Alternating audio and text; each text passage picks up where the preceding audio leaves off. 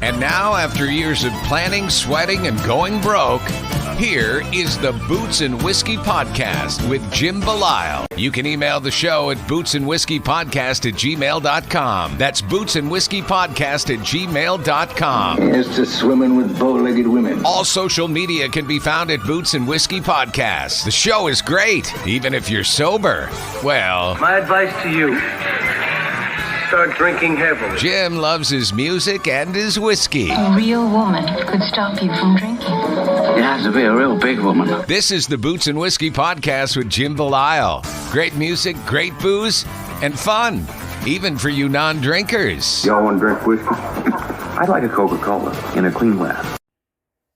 Hey everyone, welcome back to another episode of the Boots and Whiskey Podcast. As always, I am Jim. I am your host. I still can't believe we're on season 5 of this show. Holy crap. As we've talked about in the last couple of weeks, these are stories. These are feel-good stories to kick off the year the right way of 2023. I hope you're all enjoying your 2023 so far already.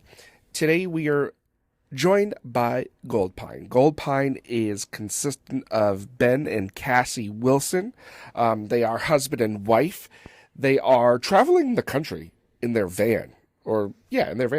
In their automobile. Living in Nashville as well when they're not on the road and just killing the Americana scene. This is one of those conversations that, and you know me, super honest here at the show. There were points of this conversation that I was like, this can't get over fast enough. There was moments where I was like, oh my God, we don't see eye to eye about anything. I thought this conversation was going to be really hard to get through.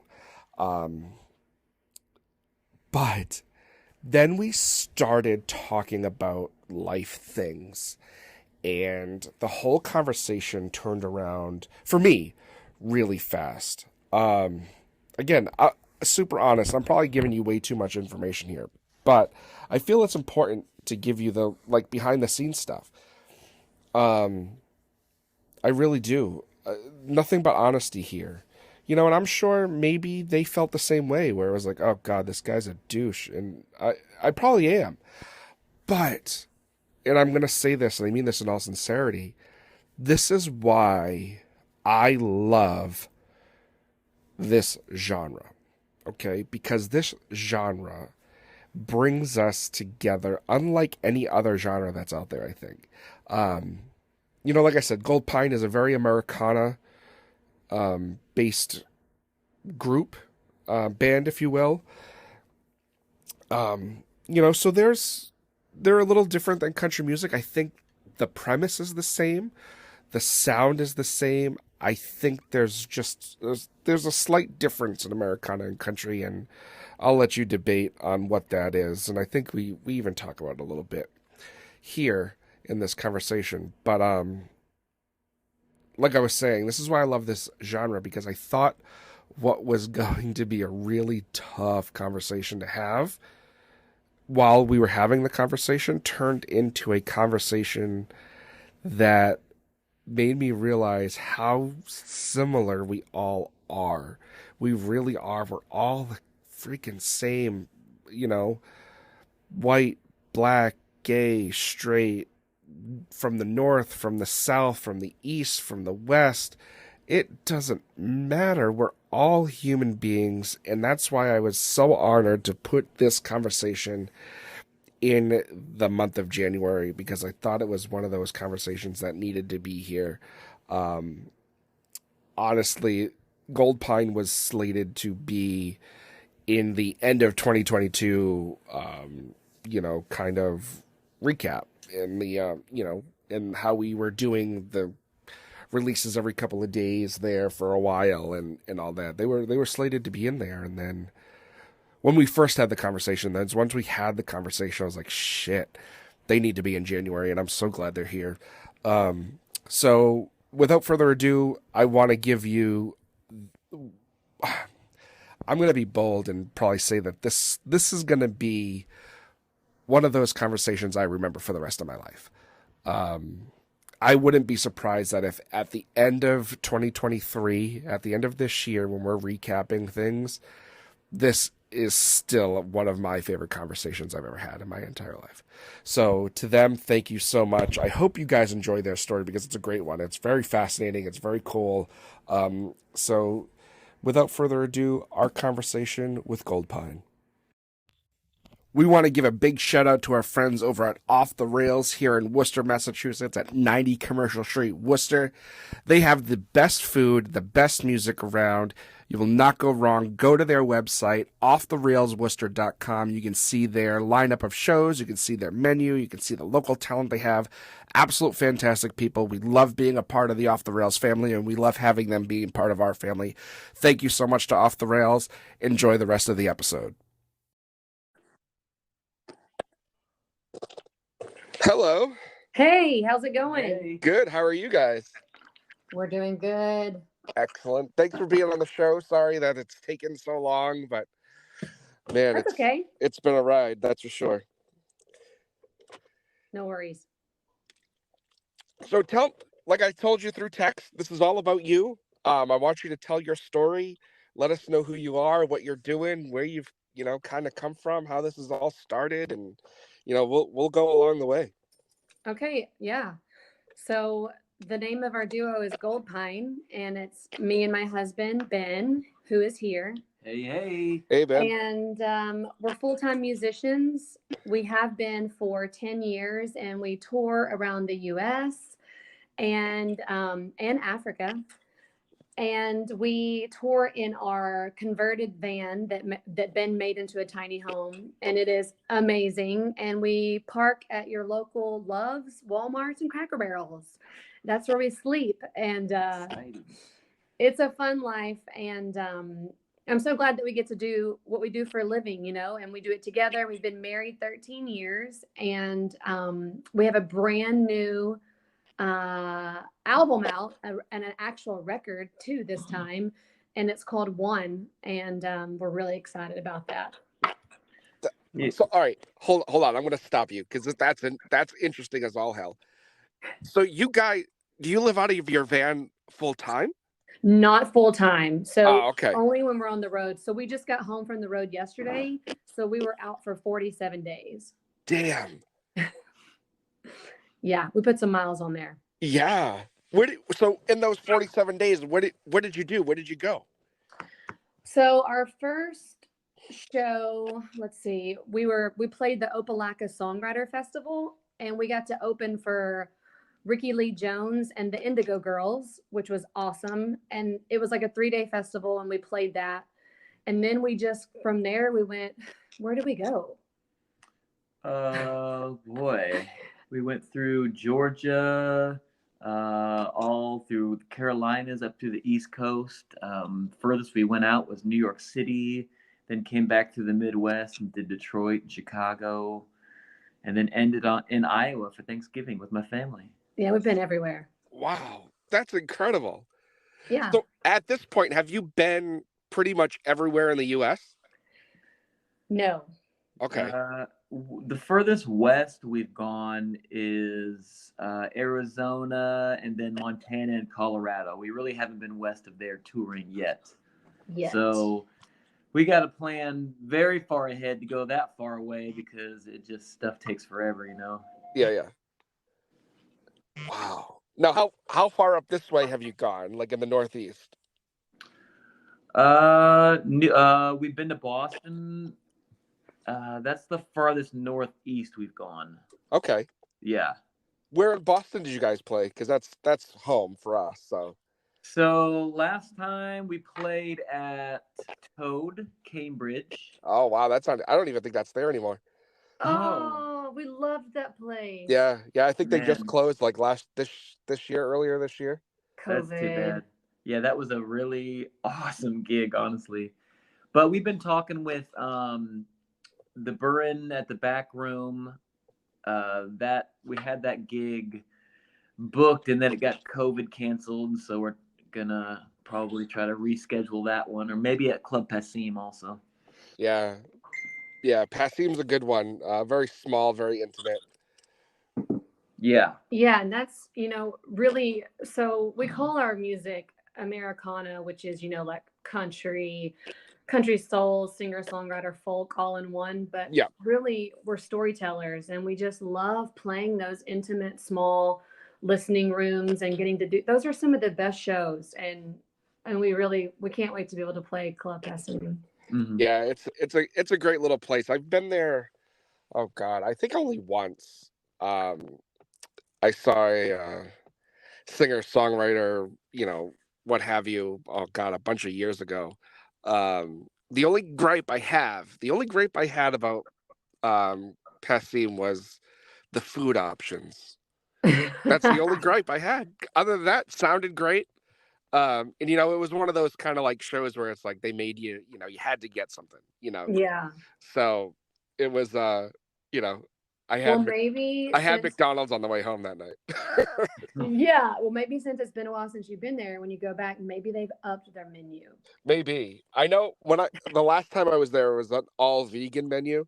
Oh, okay. Um, and if you could see me in person right now, you would know veganism is not a hobby of mine. Um, but yeah, so it was tough. It was tough to do the whatever. I think I had bread or something when I was there. But anyway, we're digressing. Hmm. Now, what made you decide? You know what? This is what we're gonna do. Were either of you playing music on your own before you got married, or was this something that kind of like came about? Well, we actually both were doing our own thing when we met. I was doing like country soul, and Ben was doing, well, at that time he had moved to Nashville to go to audio engineering school, and so when we met, he started playing guitar for me and singing like background vocals and stuff, and then he actually started producing my albums and was my producer. So that's kind of how it all started. And we actually didn't become a duo until like 7 years ago. And people were really shocked because they already thought we were a duo. But it's kind of, I guess, we've always been playing together in some way for 16 years. Wow, that's awesome. Yeah. Now, are either of you from Nashville originally? No. No. Cassie's from Alabama, and I grew up in Iowa. Yeah. But So we've been here in Nashville. Well, Cassie's been here longer, but I've been here about 16 years now. now, what did that uprooting look like for both of you? Because you really come from two very different places to, you know, meet in the same place. That's pretty cool. Well, for me, I moved to Nashville when I was 19 from Alabama, and I had been I had been coming back and forth to Nashville. My dad had been bringing me, and I was kind of just working in some studios and recording some songs and doing demo work for people. And I really had a desire to move to Nashville and live here. And then my dad ended up passing away when I was 19, and so I decided I was just gonna move. And so I moved to Nashville all by myself. I packed up my Mustang and found a little tiny shack to rent, and I moved here. And it was one of the greatest decisions I've ever made. That's awesome. That's incredible. Sometimes you just gotta do it, right? You just gotta, if you've got a dream or a thought, you just have to chase it. Yeah, and doing it at such a young age, I was fearless. Like Right. now, I'm afraid of everything. But then I wasn't. I mean, I lived by myself. I just wanted to do music, and I wasn't afraid. And so I'm glad I did it. What about Yeah. you, Ben? Yeah.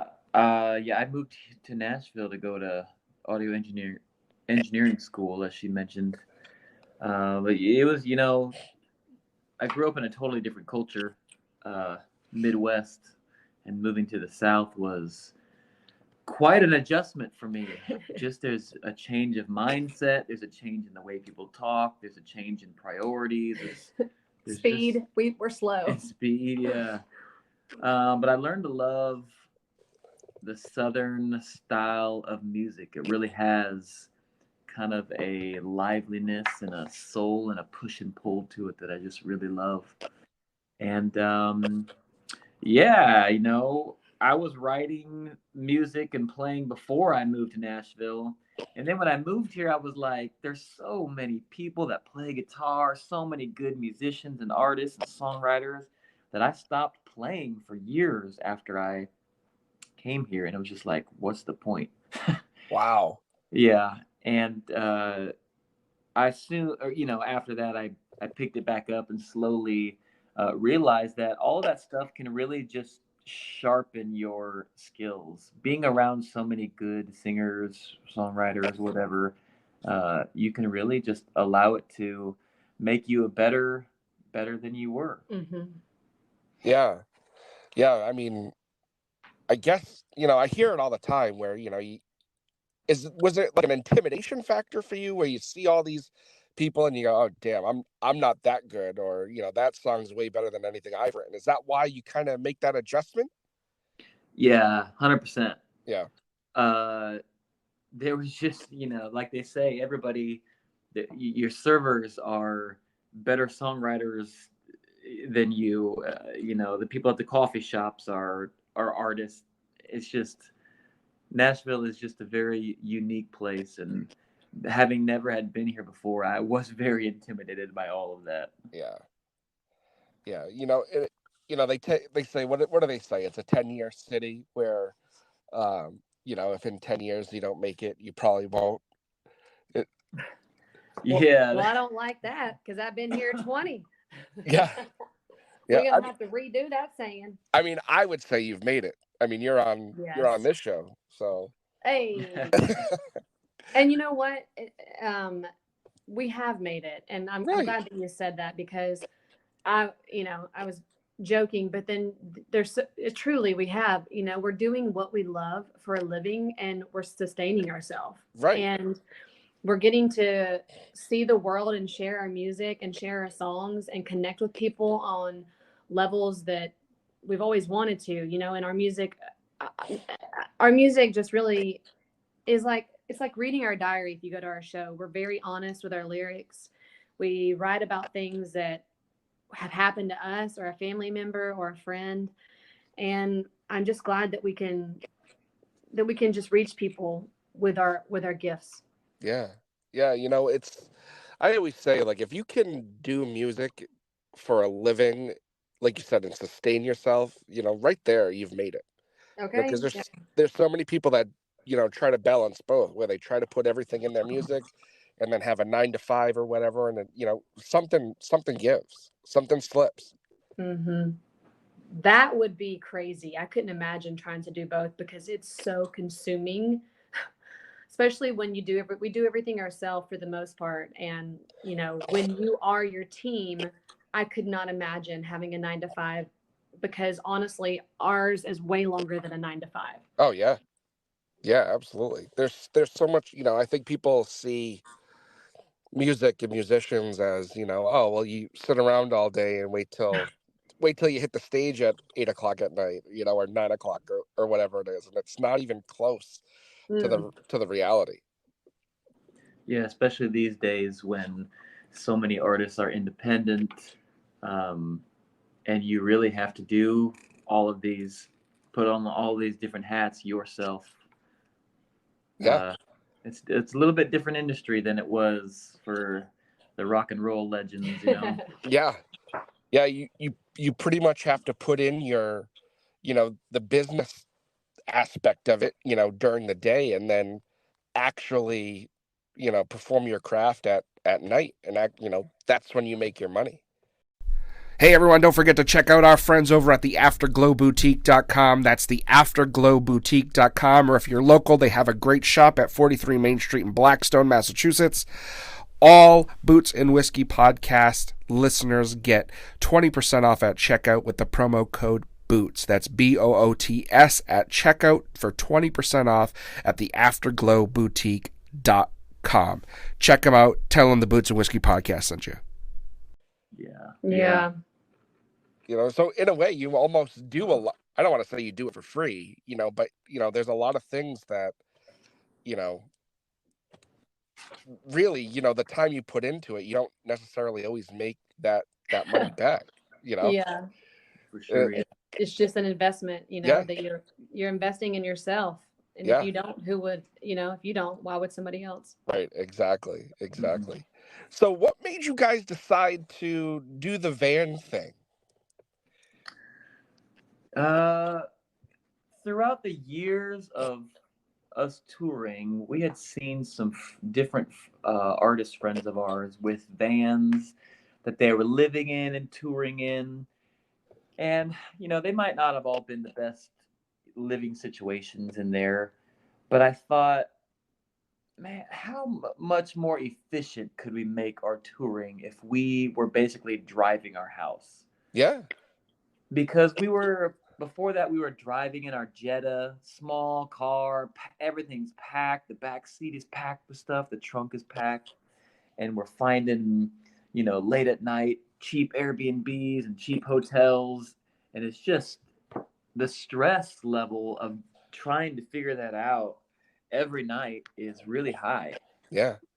And so this is actually the second van that we've had. The first one was kind of a more primitive version, but we did tour in that van for, I don't know, a couple years, and it just made everything so much more efficient. Mm. We cook in our van. Most of our meals are cooked in the van. We got a queen bed in there. We got running water, fridge. I mean, it basically is a very tiny home, and it really does feel like we're bringing our home wherever we are, uh, which is a big deal. If you're just if when we were just in the car, it just felt like our home was all the way over in Nashville. Right. It's wherever we go now. It also allows you to really just be all in because, we just were on the road for 47 days. Yeah. And if we had to have a hotel and like figure out hotels and scheduling all kinds of stuff like that I don't know that I could have done that for 47 days. Like that would have been a nightmare. Right.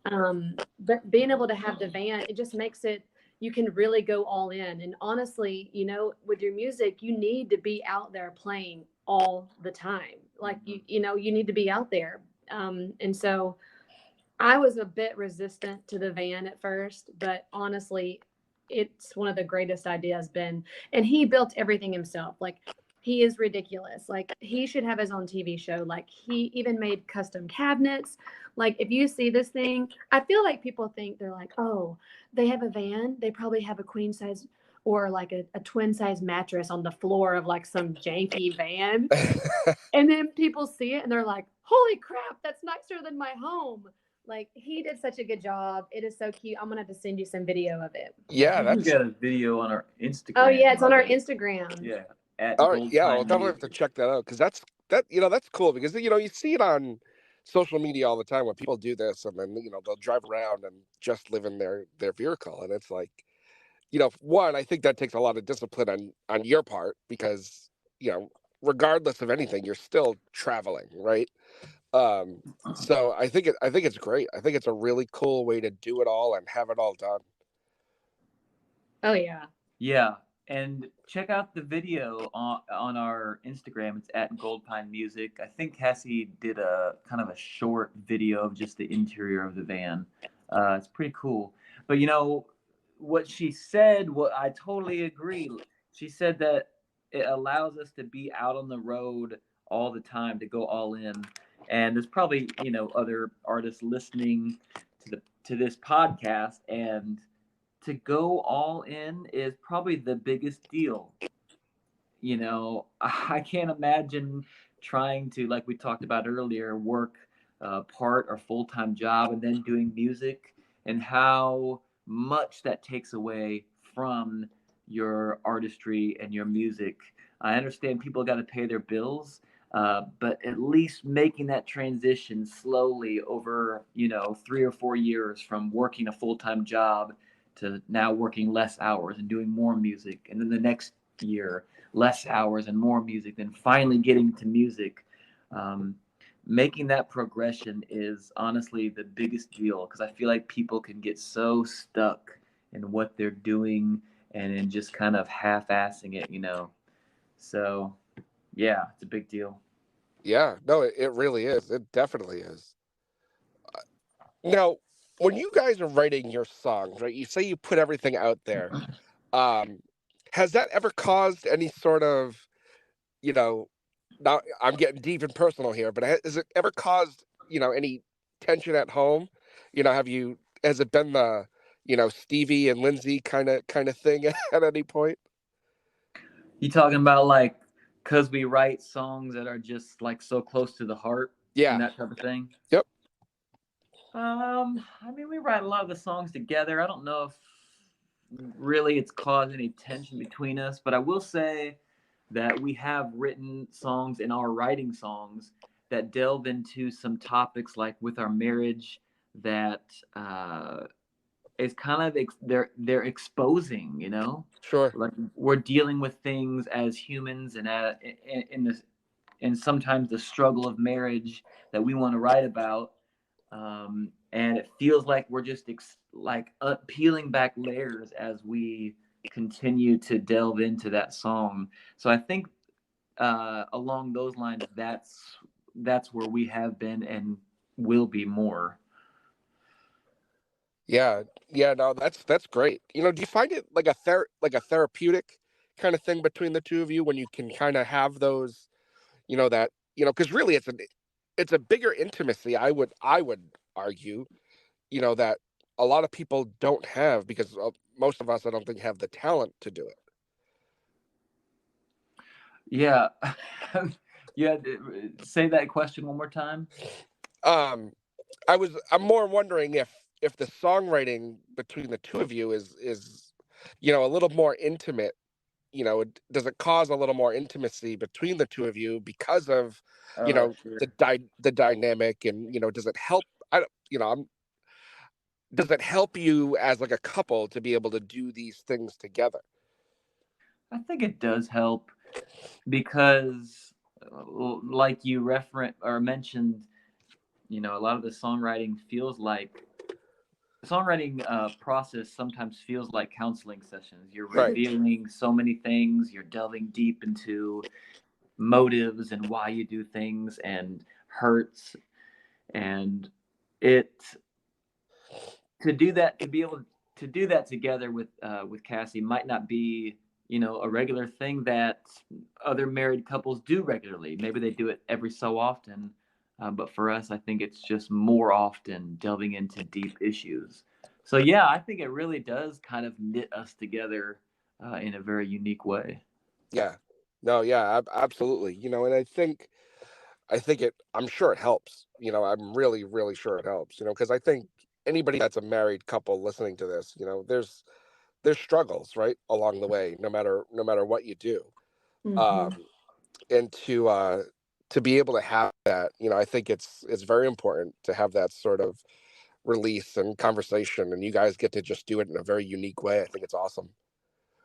Yeah, and this is kind of the only thing we've known as a married couple. We don't know what it's like to each work our separate 8-hour jobs and then come, be at home in the evenings together. Like we don't know what that feels like, Right. or what kind of conversations would happen or not happen, or what kind of feelings we would have in those situations, like most of America does. And so, yeah, it's just an interesting place to come from. And there might be other couples out there listening that work together and kind of relate to us more, but I definitely feel like we are a minority. Yeah. Oh, absolutely. Absolutely. There's, like I keep saying, there's of, husband and wife duos like that can, say that they've done it and done it well. And you guys do. You guys do it really well. Thank you. Thank you. You're welcome. Now, so I'm really caught up on this whole travel thing because I've actually never talked to anybody that has done it the way you do it. I find it very, very fascinating. Now, do you block off times where, like, you just said you were out on the road for 40 plus days. Now, do you come home at like this time of year, and will you stay off the road now through the holidays and into the first of the year, or how do you play that? How do you manage that?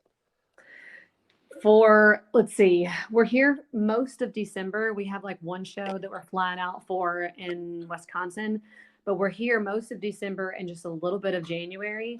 But honestly, it's not like we slow down whatsoever. It's like it's like playing catch up because you've been gone from home so long. Sure. Not only are we trying to like take care of our house and do all the things that we need to do here, but this is the only time we're in town. So we're doing some Christmas shows. We're playing at the listening room. Like we have just different PR things that have been set up. So I feel like we don't have an off day whatsoever while we're here, but that's okay. It's good to be home. Yeah, I'm sure. Well, that's great. Now, when you book your tours, are you doing that yourself, or do you have a booking agent that does them? Well, I'm happy to say that we just signed with a booking agency here in Nashville, CMC Artists, Cumberland Music Collective, and very excited to be working with them. They've just started the process. We signed with them probably a couple weeks ago. Actually, more than a couple months, maybe a month ago. A month ago, yeah. Very exciting for us because I have been doing all of our booking for many years, and I'll still be doing some booking. Yeah, it's honestly just a lot of work.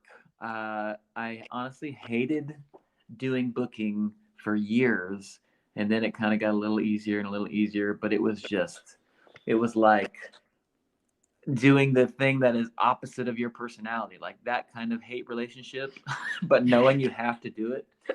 Yeah. So I did it, and I guess I just learned to kind of, manage with it. He's really good at it. So yeah, a lot of emails go out, a lot of organization, a lot of Excel spreadsheets, a lot of maps and mapping things out. But I will say on the road, I generally try to book us 4 days a week and then have 3 days off. Usually we'll take a full day and not do any work, which is nice. And then the other couple days that we don't play, either we'll be working on like promoting, emailing, booking, or songwriting. That's awesome.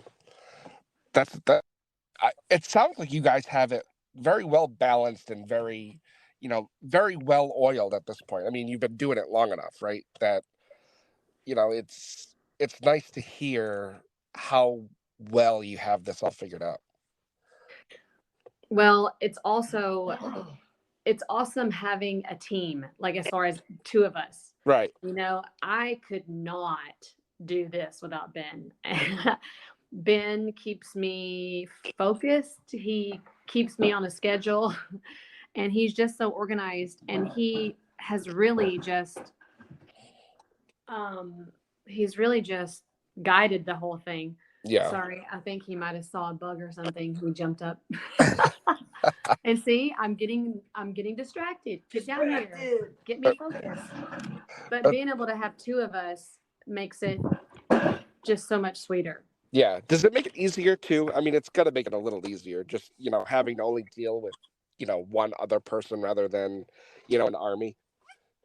Oh, yeah. Instead of a band. Yeah. Yeah. Yeah.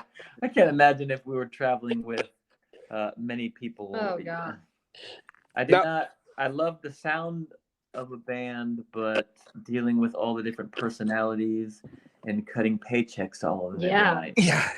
Would be a tough one. Now, has there ever been thought or talk of bringing in a full band? No. In the past, we have played with a full band before, but the kind of stuff that we do, even though our recordings feel full band mostly, we try to make our recordings to where when you see us live, you still feel like you're not missing anything.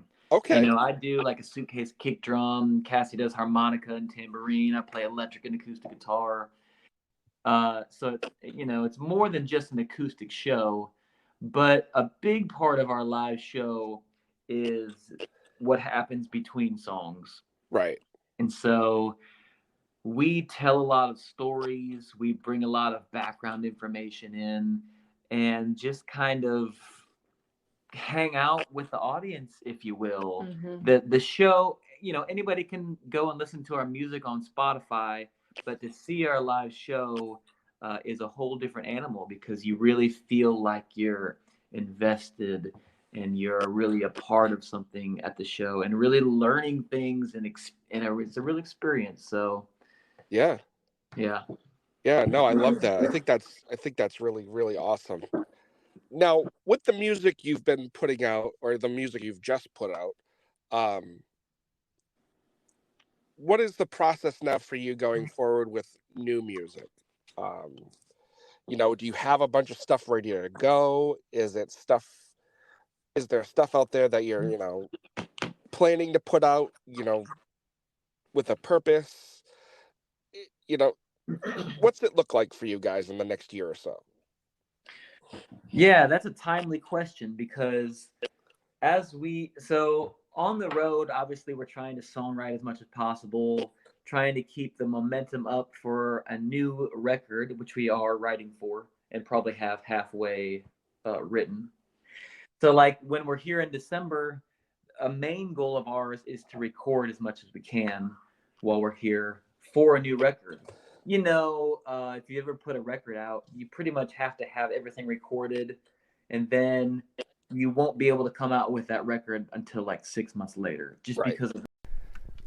Also, don't forget our friends over at hogwashandrhinestones.com.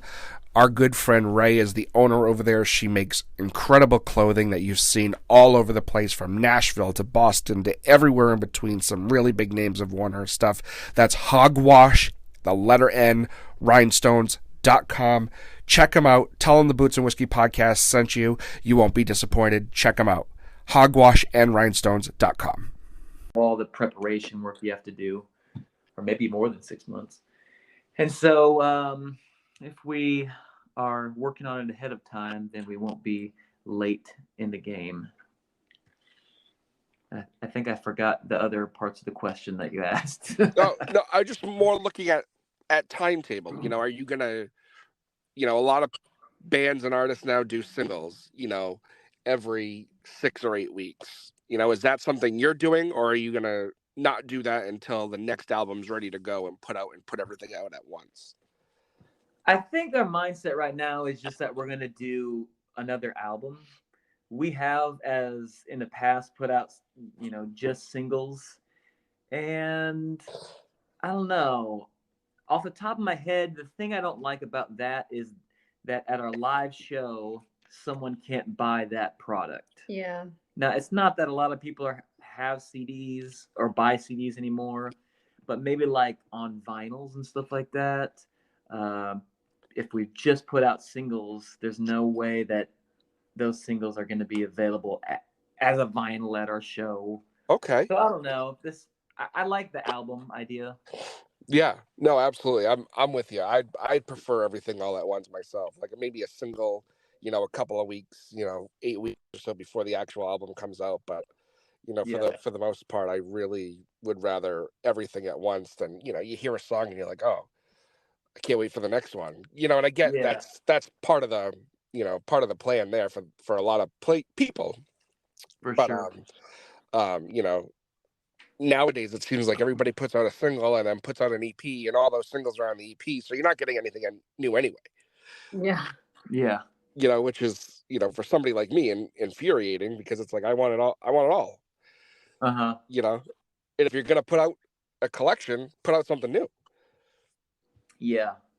And we have artists that we love that have taken a break from albums and put out singles throughout the year that don't go on an album. And I don't know, it feels kind of disjointed to me. Like I like some of those singles, but I don't feel like they don't feel like they have a place for me. So the album, I think, for me is a big deal. Yeah. I'm with you 100% on all that.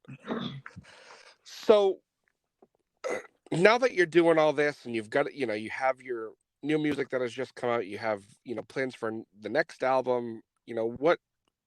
show wise, like what do you want to do next? How do you go from where you are now to the next step? Or for you, is there a next step? Or are you comfortable doing exactly what you're doing? I mean, we would definitely uh, want to. We definitely want to continue to book kind of small to mid-sized listening rooms throughout the U.S. And we've also, with our booking agency, um, we're going to be doing quite a few festivals this coming year. So festivals and ticketed listening rooms, kind of smaller, mid-size, I think is really kind of our goal for this coming year. That's awesome. Yeah. That's awesome. Now, do you prefer that listening room style rather than, you know, uh, I don't want to say like a smoky bar, but a place where people will come, maybe not necessarily to listen to the stories, but to just hear music. You prefer you prefer your audience to actually pay attention. Yeah. Yeah. Yeah, we definitely for sure would rather that. Those are the kind of places that we're booking and playing. Our music, we don't ever want to be background music, and I don't think that anybody does. But Right.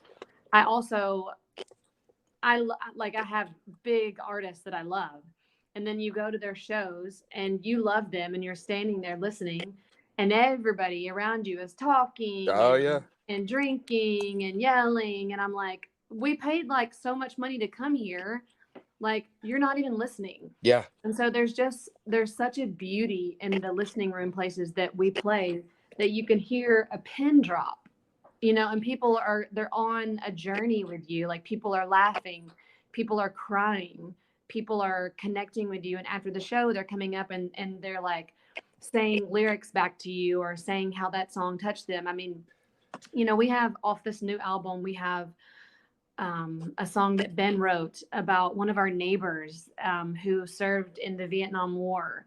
And every time Ben plays that song, people come up and talk to him about that their dad was affected by Agent Orange, or their dad suffers from Alzheimer's also. And because of that, and it's just, music is powerful, and I don't want to play when people can't hear. And so, because if they can't hear it, then they can't connect with you. Yeah. And so I'll any day choose, I don't know, 100 people that are listening to 50,000 that could care less. Right. No, I'm with you 100%. It's every now and again you see those T-shirts online or whatever that pop up, and where it says like, "Oh, I'm sorry, is the band interrupting your conversation?" Right? And Yeah. I- Sorry. yeah, yeah. I hate going to shows, and you get those obnoxious people that are just yelling to yell, and it's like, will you shut up? Like, please. Yeah. Yeah, buddy. Yeah. Oh man, I love that. I love that because there is I think there's a level of creativity and a level of artistry that goes into especially what you guys do, that it's very important for the audience to just hear it. It's like just shut up and listen, and I think it's very important. Yeah, and house concerts have also been a kind of a rising venue for people to do their artistry into. And you may get anywhere from 20 to 60 people in a house or a venue that hosted by a house concert. And those are some of the best shows that we've done too, because people are there to watch, there to listen, there to be a part of something, there to have an experience. And especially you take a break in the middle and you can just really connect with that audience, and you can get to know them and they can get to know you. Those experiences and those types of atmospheres are what we're looking for. Yeah, and like when you connect with somebody, even if it's their first time hearing you, you've made a fan for life at that point. Yeah, that connection is a huge deal. Honestly, someone can not really like your music that much and connect with you, Yeah. and they could be attached with you forever. Yeah. Yeah, 100%.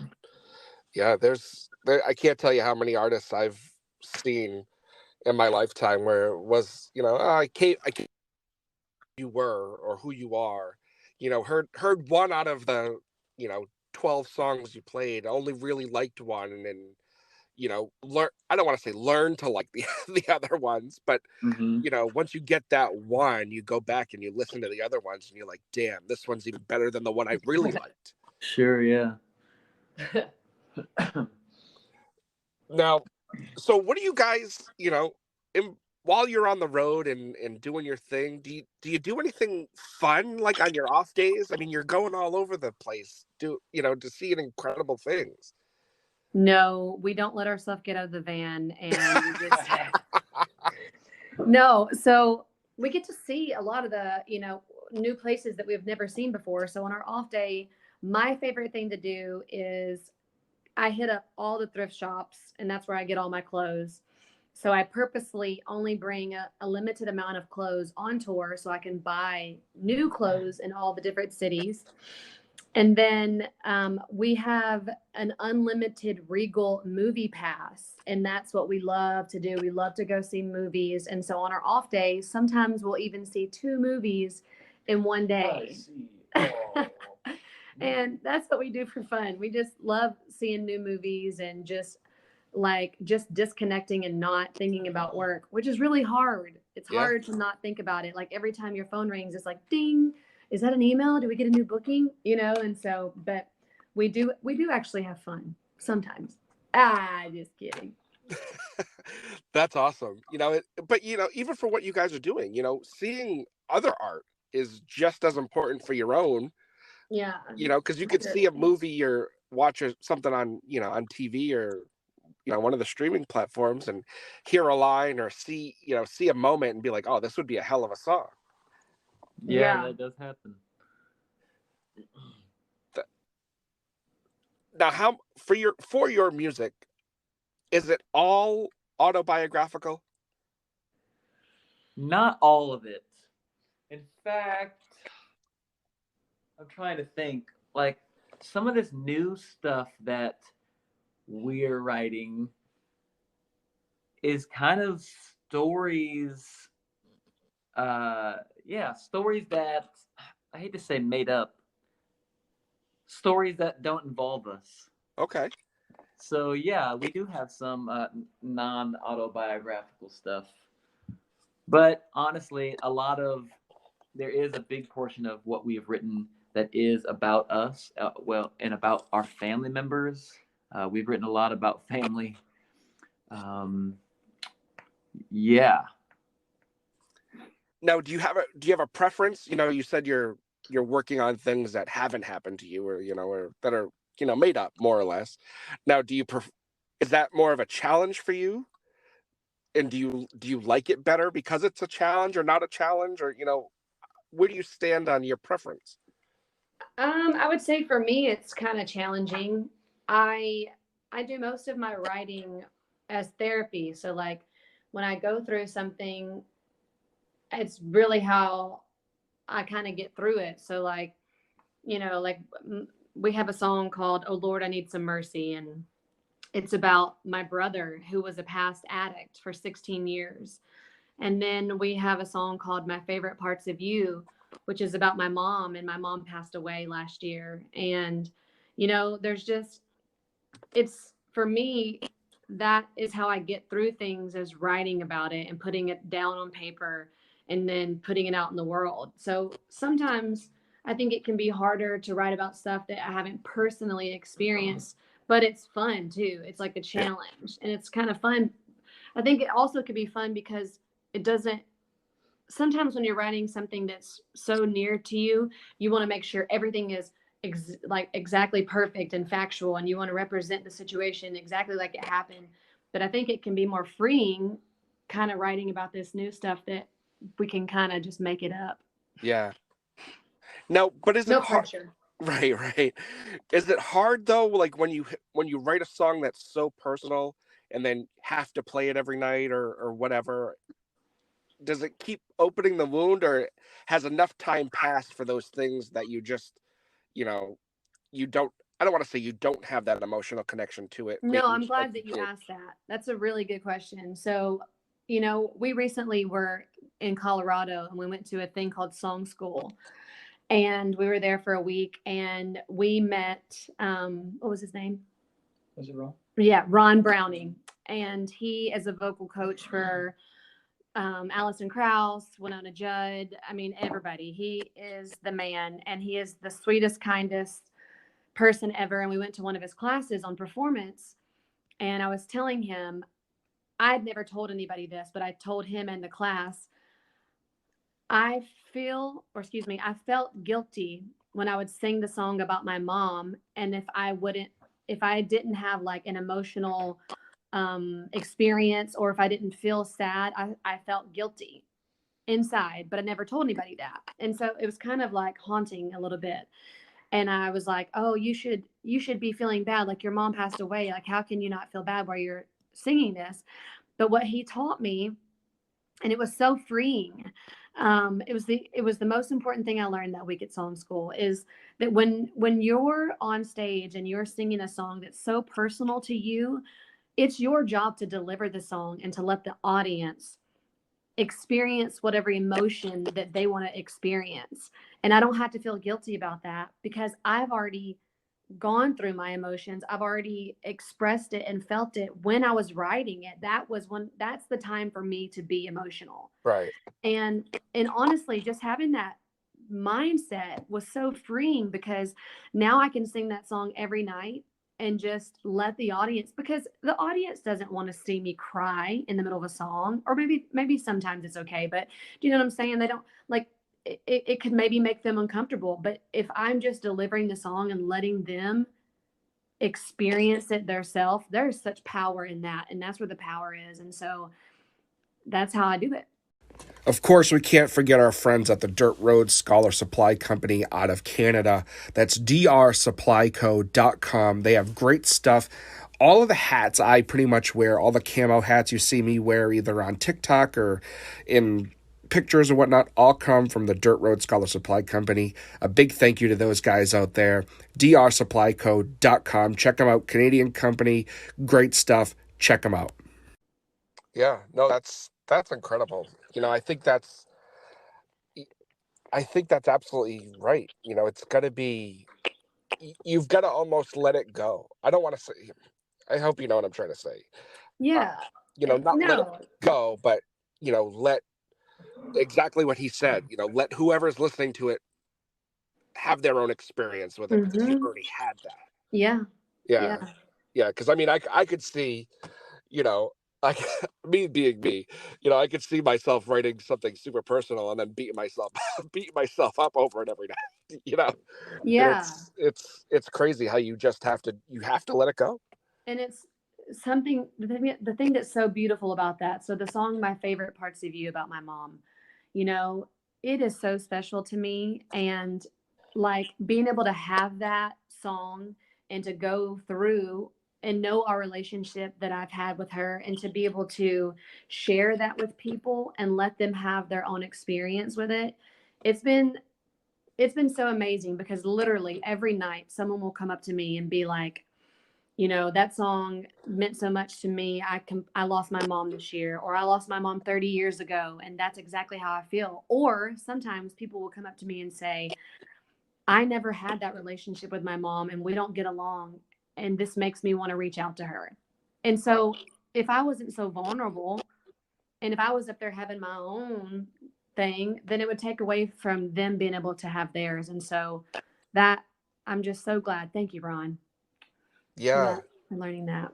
Yeah, that's awesome. Because I know, I doing this, I've heard a lot of songs. I've listened to a lot of people, and every now and again you stumble across a song that, for me, like people have come up to you and said, oh, it makes me think of such and such. I've heard songs that make me think of things in my life, and like I share it with that person or whatever. And it's like, I share it. I'm like, oh shit. Like, now I feel bad because now they're probably thinking, something that isn't necessarily true. But, there's a perfect example. There's a Cody Johnson song out there about, more or less the gist of the song is, it's from an elderly man's point of view, and he's dying, and his family is just kind of like all set with him, and it kind of really made me reminisce about my grandfather when he was on his way out.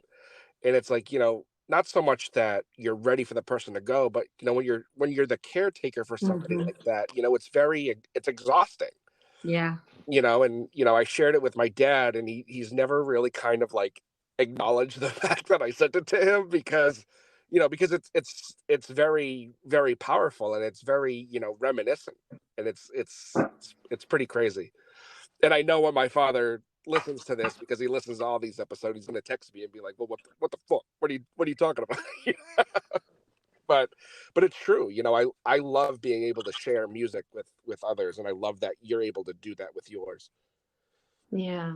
And like you said, with that, I haven't heard that Cody song, but it's like there's so much power too in knowing that someone else went through that same similar situation, to the fact that they would write a song about it and then put that out there, and then other people can know, like, the way I'm feeling and thinking is not wrong. I'm doing something good here, being a caretaker, but it's so exhausting. Yeah.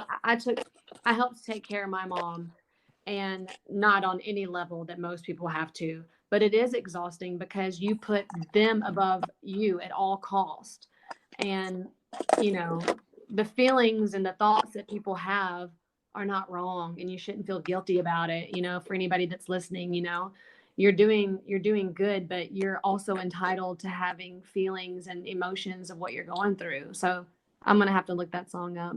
Yeah, I'll send it to you because it's awesome.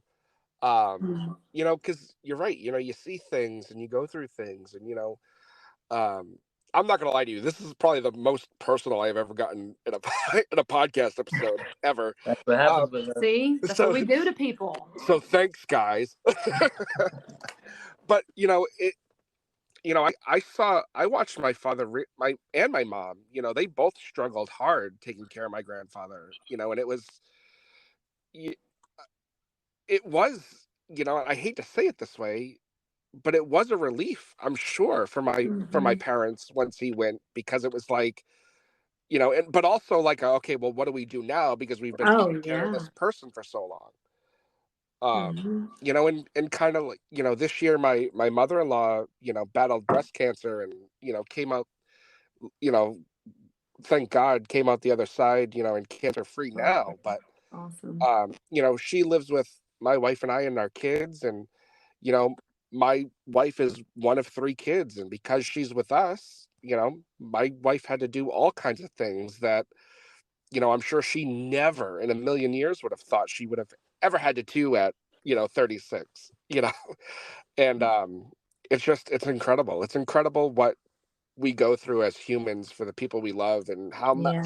how much music out there is that go about that, you know Yeah. Yeah.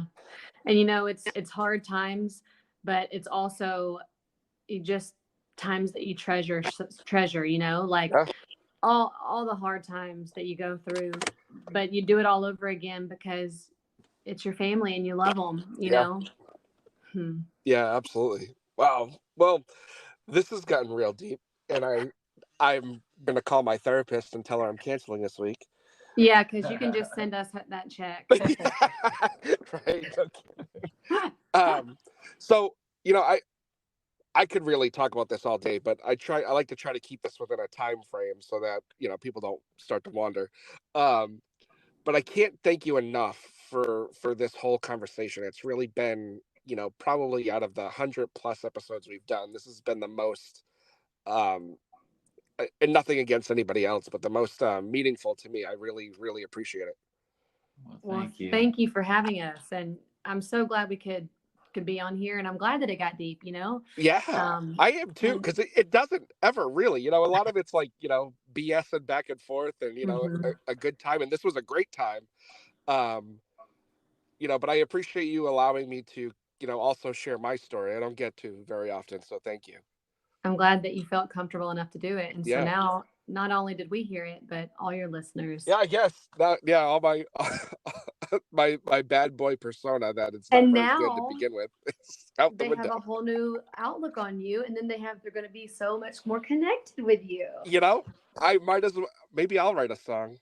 You should. I There's won't. there's beauty in being vulnerable. It won't be any good, unfortunately. So my I told you I have no questions, but I do have two.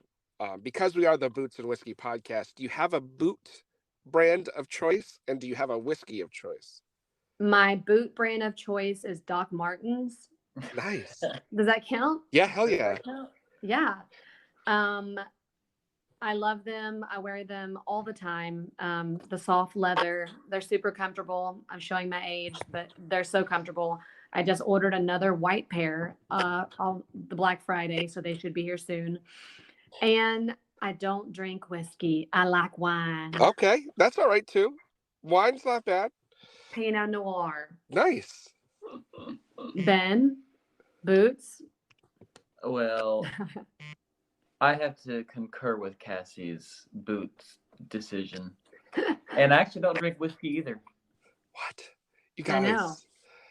You guys. If he had known this, he may not have interviewed us. That's true. Good thing that was your last question. Right, no kidding. No, it's funny because I've gotten a lot of non-whiskey drinkers over the course of this this show, and it's very strange because they're like, I don't like whiskey, but I like, Miller Lite or tequila or vodka, whatever. And it's like, because I didn't like whiskey for a very long time. It's really only been in the last year and a half that I've even liked it, because if this show would have come out before the whiskey taste, this probably would have been like Boots and Miller Lite kind of podcast. Well, what's your favorite kind of whiskey and what's your favorite kind of boots? Oh my God, my boots are Ariats, because it's the only pair I own, and my whiskey I like a good Tennessee whiskey. Nelson's Green Brier has been one of my favorites. Okay. I'm also a Tennessee Squire, so I have a taste for Jack Daniels as well. Okay, keep it in Tennessee. I like it. Yeah, I really like everything I've ever had from them, from Tennessee, and I've really liked the Texas whiskeys that I've had, to be honest. Woo, we love Texas. Yeah, Texas is on the list of places to get to, hopefully sooner rather than later. Yeah. Well, we're going to be playing in Texas in February and in May. So, Nice. Yeah, people need to check out our schedule. They need to come and see us. Yeah. So tell everybody how to get in contact with you, how to follow you, how to do all that. Our website is goldpinemusic.com. Goldpinemusic.com.